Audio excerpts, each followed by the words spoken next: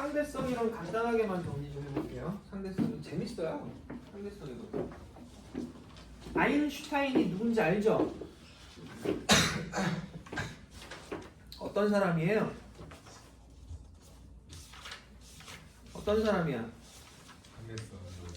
이 사람은 천재과학자라고 얘기를 하는데 그 이유가 뭐냐면 시간에 대한 개념을 새롭게 제시를 했어요. 원래 이게 이제 이 아인슈타인이라는 사람을 놓고서 그때부터 현대물리학이라고 얘기하거든. 그 이전을 고전물리학이라고 해. 고전물리학의 대가인 사람이 두 명이야. 꼽으면 누구야? 아이작 뉴턴하고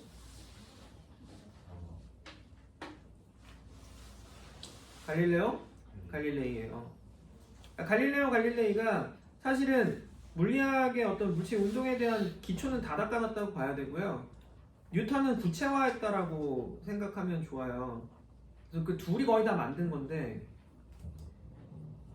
이 뉴턴이라는 사람도 보면 자기가 쓴 책에 논문에 니네가 잘 알고 있는 그 뉴턴의 운동 3법칙 써있는 그 책 있잖아요.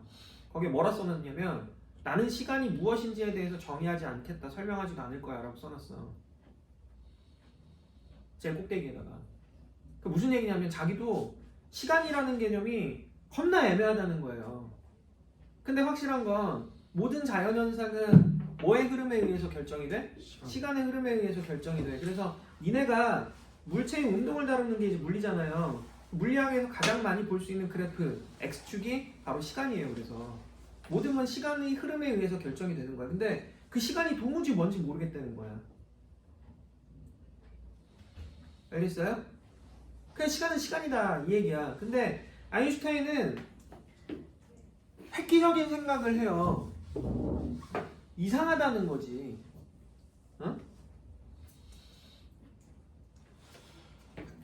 어떤 게 이상하다는 거냐면 그러니까 여러 가지 현상들이 있는데 아인슈타인의 생각 중에 하나가 뭐냐, 상대 운동이라는 것에 대해서 좀 의문을 가졌어요. 상대 운동.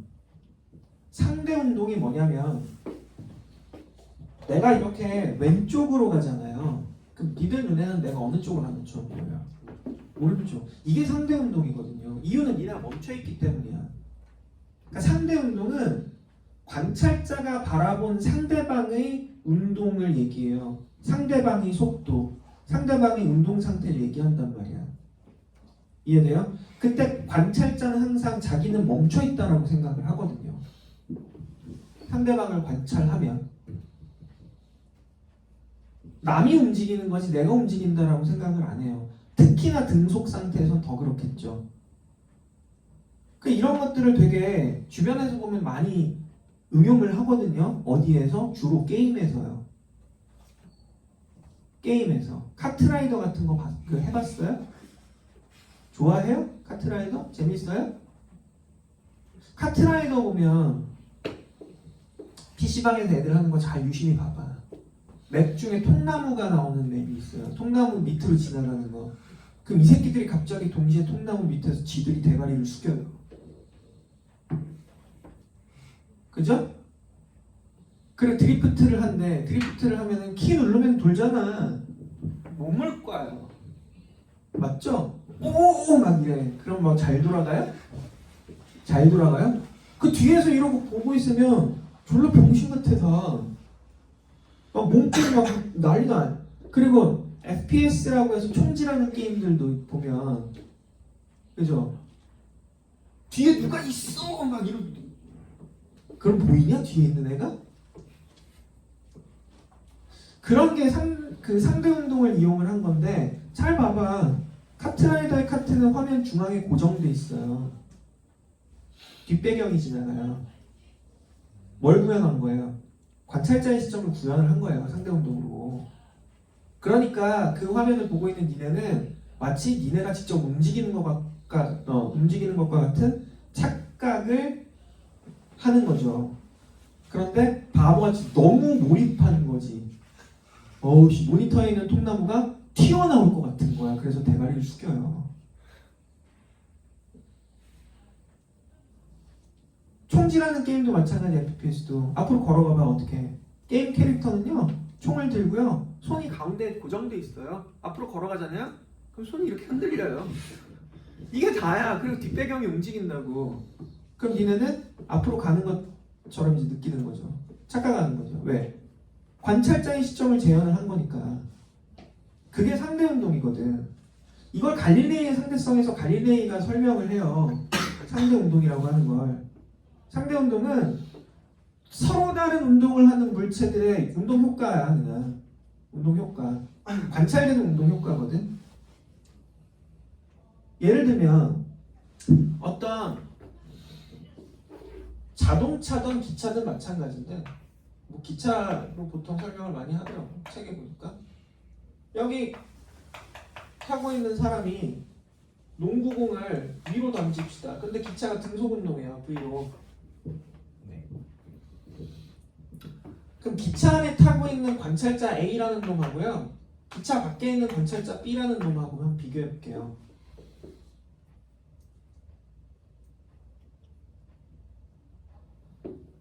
A가 봤을 때 이 공은 어떻게 운동을 할까요? A 입장에서는 공은 위로 갔다가 아래로 내려오는 운동을 해요. 왜요? 왜? 이거 왜 그러냐면 A 입장에서는 기차 안에 타고 있기 때문에 얘나 공이나 얘나 전부 다 기차의 수평 성분 속도를 갖고 있어요. 그죠? 따라서 수평 성분, 수평 방향의 속도는 상대 속도는 서로 다 차이가 나질 않아요. 그러니까 얘네는 멈춰 있는 것 같겠죠? 수평 방향으로. 그 상태에서 공을 위로 던졌으니까 공은 위아래로 왔다 갔다 한단 말이야. 그런데 바깥에 있는 관찰자 B가 볼 때는 이 공은 수평 성분 V를 갖는 데다가 위로 올라가잖아요. 그래서 얘네들은 여기에 있다가 일로 가는 것처럼 보일 거고, 좀 땡겨서 볼까? 여기에 온 것처럼 보일 거고요. 공은 여기서 출발해서 일로 되돌아왔죠? 그럼 공의 경로는 어떻게 돼? 이렇게 되는 거예요. B가 봤을 때는. 이게 상대운동이라는 거야. 알겠어? 네. 상대운동. 됐죠? 경로가 이렇게 된다고. 그러니까 이거는 모든 물체가 다 적용이 되잖아요, 사실. 운동 상태가 다르면 서로 관찰하는 입장에 따라서 다르게 보인다는 거 아니에요, 상대방의 운동이. 그건 실제로 쟤들의 운동 상태가 바뀌는 거예요? 아니에요. 그러니까 예를 들면 이렇게 공이 움직이는 게 얘하고 얘하고 표현이 달라졌잖아요. C라는 애가 만약에 이렇게 운동을 하면서 이 공을 봐요. 그럼 C가 봤을 때 이 공의 운동은 얘랑 같을까요? 얘랑 같을까요? 아니면 전혀 다를까요? 전혀 달라요. 왜? 관찰하는 입장에서 얘 운동 상태가 다 달라요. 그죠? D라는 애가 여기에서 일로 운동을 하면서 이 공을 쳐다봐. 그럼 D가 관찰한 그 공의 운동도 어때요? 또 다른 운동을 하게 돼 있어요. 근데 이것이 공의 절대적인 운동 상태가 변화했다라고 이야기할 수는 없다는 거잖아요. 공의 운동 상태는 바뀐 적이 한 번도 없어요. 그런데 관찰자들의 운동 상태가 달라지면서 각각의 관찰자들이 관찰한 공의 운동에 대한 표현이 달라졌을 뿐이야. 그걸 상대운동이라고 한다고. 이해하겠어요, 이거? 그러니까 결국에 어떤 물체의 운동을 표현할 때 가장 중요한 건 각각 관찰자가 어떤 운동 상태에 있느냐인 거야.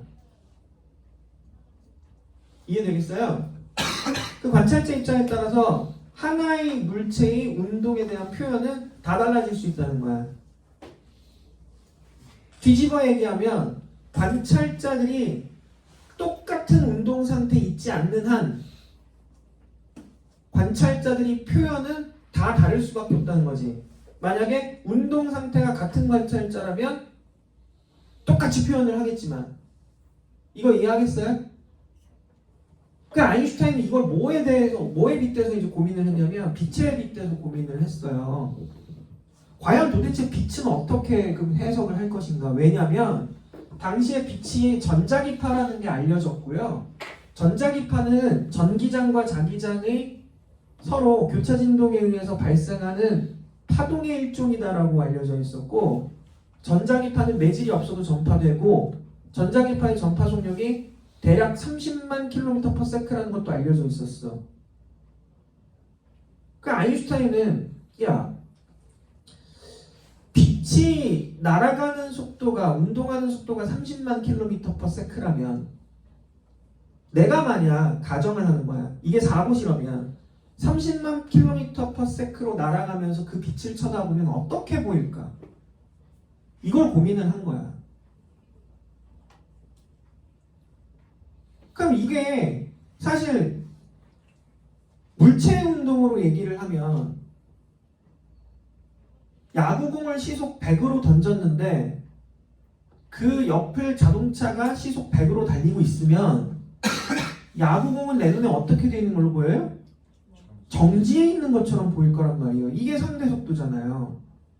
그렇다면 빛이 과연 정지한 것처럼 보이는 게 맞느냐는 거야.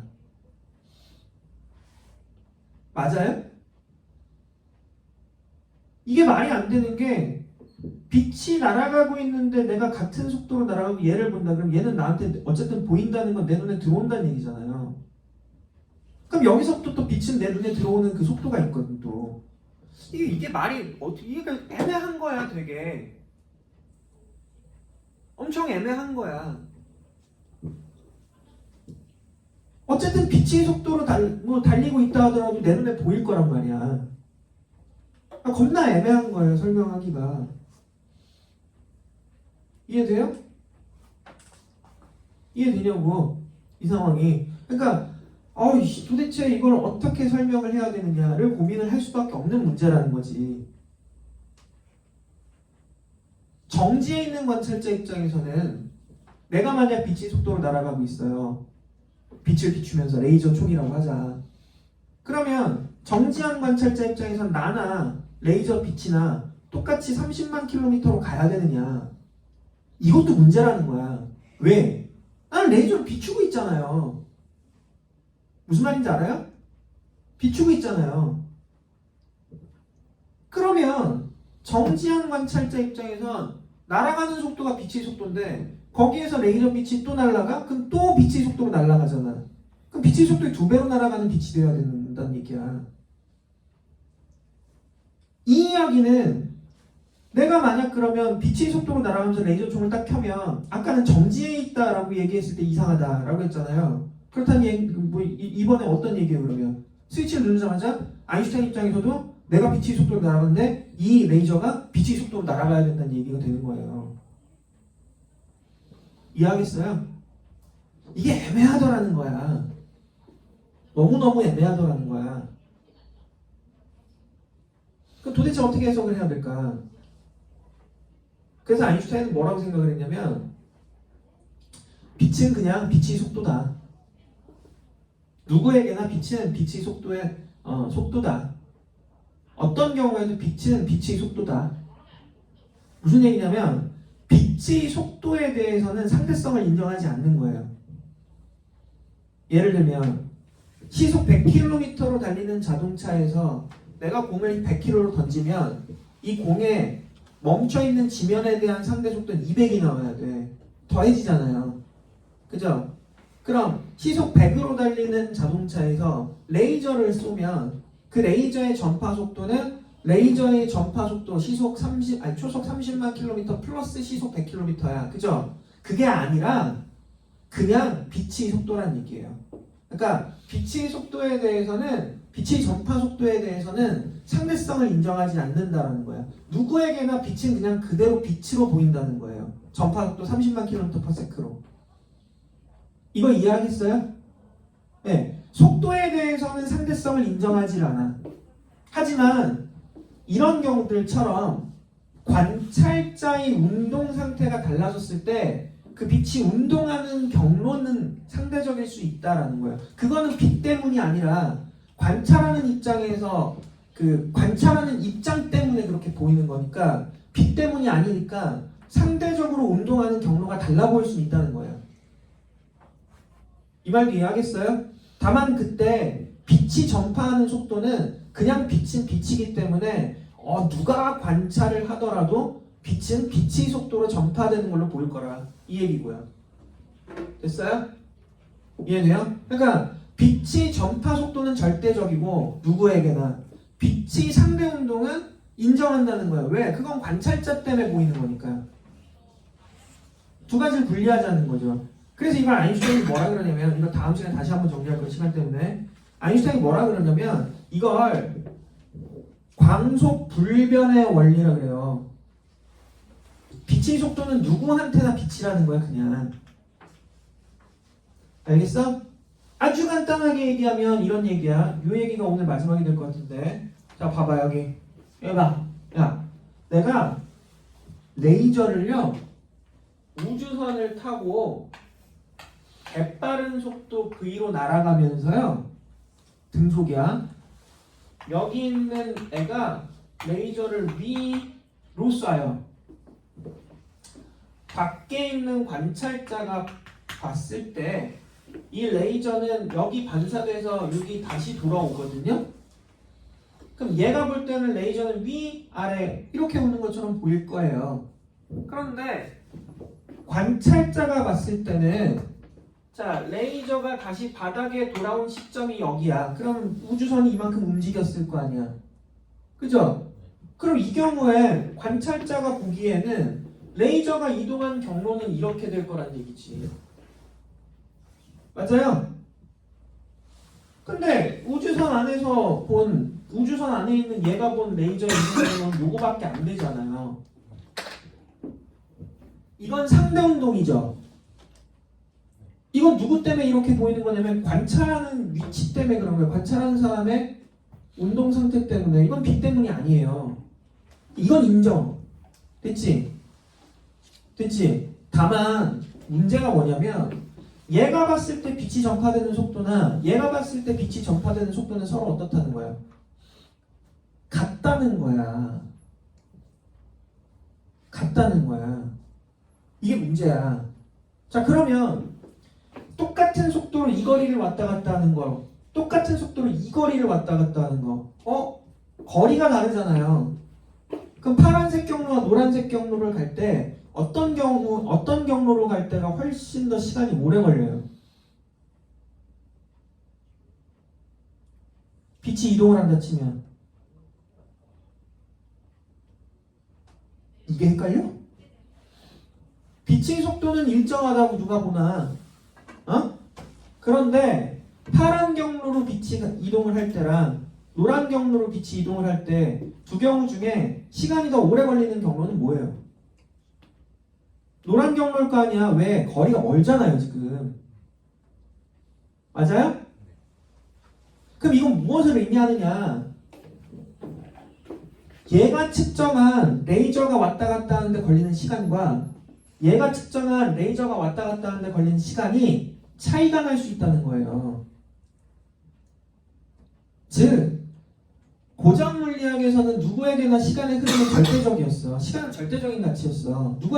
누구에게나 똑같이 주어지는 가치란 말이에요. 그죠? 근데 아인슈타인의 생각은 뭐냐면 관찰하는 관찰자의 운동 상태에 따라서 어떤 한 사건, 이벤트가 걸리는 시간이 달라질 수, 즉 시간의 흐름이 바뀔 수 있다는 걸 얘기하는 거야. 예를 들면 이 친구가 봤을 때 레이저가 왔다 갔다 하는데 1초 걸렸다. 그럼 이 친구가 봤을 때 레이저가 이렇게 가니까 한 10초 걸렸다 치자고. 그러면 똑같은 하나의 사건이 벌어지는데 얘가 시간이 더 많이 흘러갔죠. 얘가 시간이 적게 흘러갔잖아. 그럼 얘에 비해서 얘는 시간이 천천히 흘러간 거죠. 시간의 흐름이 느려진 거잖아. 이해돼요? 무슨 말인지? 알겠어요? 이유가 뭐냐면 얘는 우주선 타고 날아갔잖아요. 졸라 빠르게. 그러니까 얘는 시간의 흐름이 느려진다는 얘기예요. 알겠냐고요? 됐어요? 그러면 얘하고 이 시간의 차이를 더 크게 벌리고 싶으면 어떻게 하면 돼? 그치, 졸라 빨리 날아가면 되는 거야. V를 개빠르게 날아가면 이게 이렇게 될 거 아니야. 만약에 이 속도가 빛의 속도에 도달하게 된다면 그럼 이 경로를 못 따라가죠. 빛이. 그럼 얘의 시간에 비해서 얘의 시간은 어떻게 된다? 멈춘다는 거야. 알겠어요? 이해돼요? 그럼 만약에 빛보다 더 빠르게 간다면 시간이 옆으로 갈 수도 있겠지. 그런 일은 안 벌어져. 빛의 속도를 넘어설 수는 없어요. 그건 그 계산식으로도 증명이 돼요. 이런 일이 벌어진다는 거야. 이해되냐고? 자, 다시 봐봐. 이번엔 어떤 관찰자가 있어요. 어떤 관찰자가 이렇게 운동을 하고 있어. 그럼 얘가 관찰했을 때 이 하나의 사건은 1초가 걸릴까 10초가 걸릴까 아니면 다른 시간으로 측정이 될까? 다른 시간이죠. 왜? 운동 상태가 달라요. 얘한테는 액티2초만큼이 걸린다고 측정이 될 거라고. 알겠어요? 여기 어떤 관찰자가 또 있어요. 얘 일로 날아가요. 그럼 얘가 측정한 시간은 어떻게 나와요? 또 다른 시간이에요. T'초야. 됐냐고? 여기에 관찰자가 또 있네.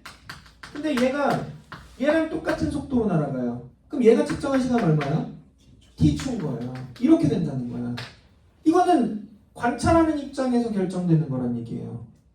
그러니까 관찰하는 입장에서 어떤 사건을 관찰을 할 때 그 관찰하는 입장의 운동 상태 때문에 시간의 흐름이 결정이 된다는 거야. 그래서 이렇게 날아가는 새끼한테는 빠르게 날아가니까 시간의 흐름이 느려진다는 거야. 빛의 속도에 가까워질수록 시간은 점점 더 느리게 가다가 어떻게 된다? 아예 멈춘다는 거지. 멈출 수도 있다. 알았어요? 말을 뒤집어 표현을 하면 얘의 시간에 비해서 얘는 멈춰가는 거죠. 뒤집어 보면 얘의 시간에 비해서 얘의 시간 어떻게 돼? 무한히 증가해버리는 거지. 그래서 이걸 뭐라 그러냐면 팽창한다라고 표현을 한다고. 이해돼요? 이건 거꾸로 표현한 것 뿐이야. 얘의 시간에 대해서 얘의 시간은 멈춰가요. 얘가 빨라질수록. 그 뒤집어 얘기하면 얘의 시간에 비해서 얘의 시간은 팽창해요. 근데 점점 빨라지면 무한히 팽창할 거예요. 이해돼요? 이런 일들이 벌어질 거란 말이야. 언제? 졸라 빨리 날아가면. 알겠어? 근데 이게 아인슈타인이 조건을 하나 제시를 한 거야. 너무 이게 빡세니까 등속운동한다면이라는 조건을 줬어요. 이게 등속운동한다라는 특수 조건을 줬기 때문에 이걸 특수상대론이라고 해요. 저렇게 아주 빠른 속도로 등속 운동을 하는 조건 하에서는 이런 일들이 벌어질 수 있어요 라고 설명을 한 거지. 개 신기하지. 이게 실제로 일어날까 안 일어날까? 일어나요. 시간의 흐름이 바뀌어요. 진짜 바뀌어요. 거기에 대한 증거가 몇 가지가 있어요. 되게 많아요. 사실은. 궁금해? 안 궁금하면 말고. GPS 있죠? GPS는 인공위성에서부터 오는 전파를 받아서 수신해서 내 위치라든지 이런 걸 계산하는 장치거든. 근데 인공위성에서 보내는 시각 정보가 달라져요. 인공위성의 속도마다 다 달라요. 되게 웃기죠? 걔네는 원자식에 갖고 있거든요. 가장 정확한 시기야. 근데 달라요. 근데 그걸 아인슈타인의 상대성 이론 공식에 대입해갖고 고정하면 딱 맞아요. 시간이 실제로 어떻게 된다는 거야? 느려진다는 거야. 얼마 차이는 안 나. 왜? 빛의 속도에 비하면 얘네들은 속도가 느리잖아요. 많이 느리죠. 그죠? 이거 말고도 되게 많아요. 엄청나게 많아요. 이런 거 보면 신기하지 않냐? 이걸 진짜 제대로 정말 재밌게 표현한 영화가 있어요. 뭐예요? 인터스텔라예요. 물론 거기에다가 이제 좀 재미 요소를 위해서 뻥도 많이 쳤어. 그 대표적인 게 아저씨가 막 5차원 공간인가 4차원 공간에 들어가고 막 안돼 하지마 막 하잖아. 또 책장 안에 들어가고 그런 것들을 이제 그걸 뭐로 표현하냐면 잠깐 그 얘기를 하면 그 아저씨가 우주 공간 떠돌다가 그 블랙홀에 들어가 버렸잖아요. 블랙홀에 빠지면서 그 공간에 빠진 거 아니야. 블랙홀에 빠지게 되면 이런 현상이 나타나요. 블랙홀은 중력 때문에 저런 현상이 나타나거든. 사건의 지평이라 그래. 그 사건의 지평에서는 나의 시간이 멈춰요. 이건 중력 때문에 나타나. 내 시간이 멈췄잖아. 그 영화에서는 그걸 뭐라고 표현한 거냐면 나의 시간이 멈췄기 때문에 나는 내가 지나온 모든 과거의 시점들과 다 접선돼 있는 거야. 그 뭐라 그럴까? 접속돼 있는 거야. 로그인돼 있는 거야. 그래서 내가 일로 가면은 옛날에 이런 그 상황, 일로 가면 저런 상황 다 연결돼 있다는 그렇게 이제 표현을 한 거야. 그래서 가서 딸내미한테 안돼 하지마 뭐 스테이지 뭐 해놓고 뭐 가가지고 아니야 그러지마 제발 가지마 막 이러잖아. 어? 그렇게 이제 표현을 해놓은 거지. 재밌어요. 인터스텔라 알고 보면. 모르고 봐서 그렇지. 모르고 3시간을 버티려니까 졸라 재미없지. 상대성 이론이 그래서 생각보다 문제 풀기도 안 어려워요. 생각보다. 우리 문제풀이 하는 거는 다음 시간에 해야 될 것 같고, 왜냐면 나를 기다리는 또 KTX가 있거든요. 까칠해갖고 늦으면 기다려주질 않아요. 그래서 일단 오늘은 여기까지 해야 될 것 같은데,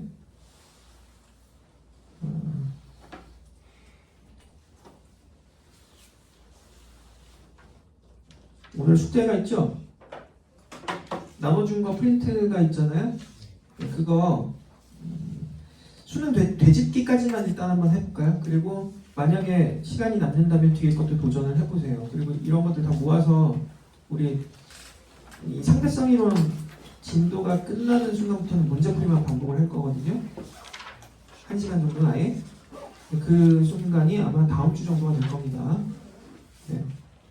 그렇게 해서 바로 중간고사 대비로 또 들어갈 수 있도록 준비를 좀 할게요.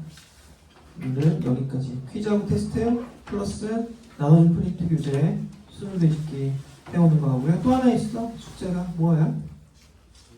아이 왜 그래? 뭐야? 복습 뭐로 하라고요? 영상 보라고요. 알겠죠? 영상 봤으면 어떻게 한다? 밑에 댓글 다세요. 내 확인 좀 하게요. 네? 야 어떻게 시청률 1위 국가가 에티오피아가 나오냐고.